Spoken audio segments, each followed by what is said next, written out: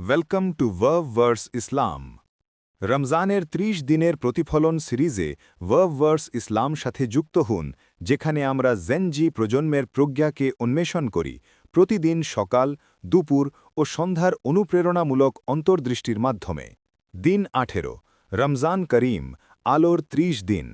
বিসমিল্লাহির রহমানির রহিম। পরম করুণাময়, অসীম দয়ালু আল্লাহর নামে। সন্ধ্যার প্রতিফলন, আল্লাহকে খোঁজে যে হৃদয়। প্রতিফলন, তোমার হৃদয়কে আল্লাহর দিকে ফিরিয়ে দিয়ে দিনটি শুরু করো। যখন হৃদয় আন্তরিকভাবে তাকে খোঁজে, তখন অপ্রত্যাশিত উপায়ে হিদায়েত এসে যায়।